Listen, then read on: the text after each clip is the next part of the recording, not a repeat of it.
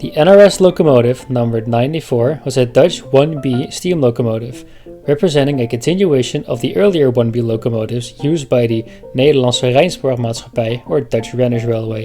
The NRS was founded in 1845 as one of the Netherlands' earliest major railway companies, created to operate the important international route between Amsterdam and Germany via Utrecht, Arnhem, and Emmerich.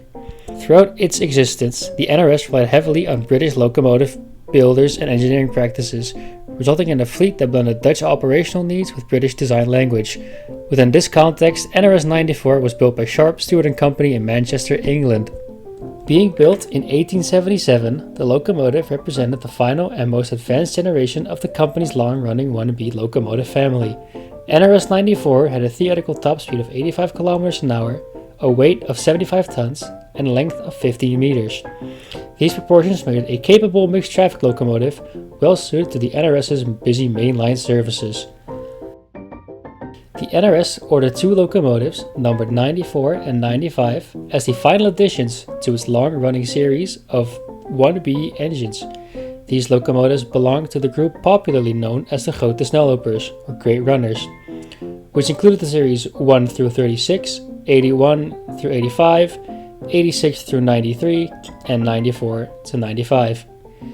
Each subseries featured small design differences reflecting gradual improvements made over several decades of NRS locomotive development. Interestingly, the very first standard gauge locomotives the NRS ever purchased were also 1B engines, numbered 1 through 36, delivered in 1855. In many respects, these early engines already resembled the later Grote Snellopers, showing how consistent the NRS remained in its preference for British-built 1B locomotives. The Grote Snellopers were used for both freight and passenger services.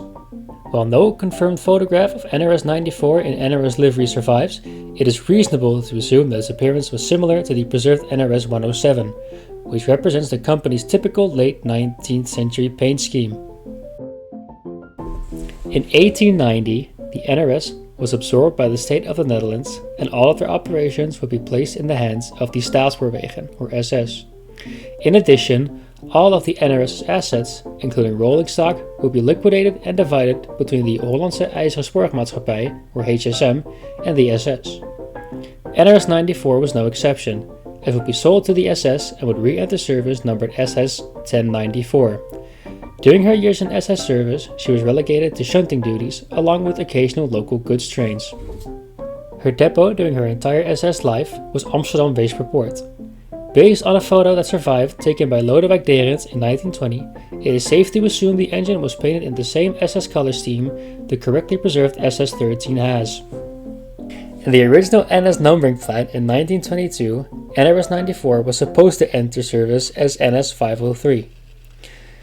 However, the locomotive was already withdrawn before it could happen, and as such was scrapped in the following year.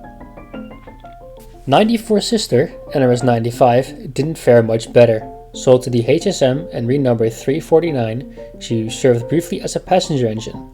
However, the HSM saw little use for the outdated locomotive after 1896, and she was sold for scrap the following year.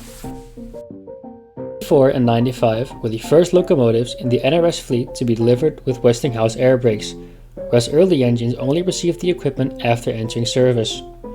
With this braking equipment, they became the first locomotives capable of hauling a direct Amsterdam to Cologne service. They were also the first NRS 1B locomotives to be delivered with ram's bottom safety valves, making a notable improvement in operational safety over earlier designs. 94 was additionally fitted with two Gifford injectors, reflecting the more modern equipment of this final 1B series. NRS 94 can be bought for 1,250,000 gulden at level 94 and is a mixed traffic engine. This locomotive was added as a way for players to enjoy a pre-NS livery without needing to buy the preserved 4-pack. It falls outside Streamline's time period of 1945 to 1963, but was added after the narrator convinced Robin to make a one-time exception.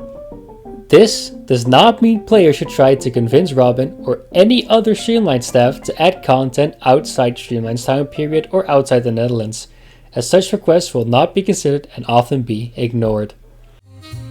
Thank you for watching the first episode of Streamlined Explained. Remember to give this video a like and tell us in the comments which other engines or topics you would like a video on.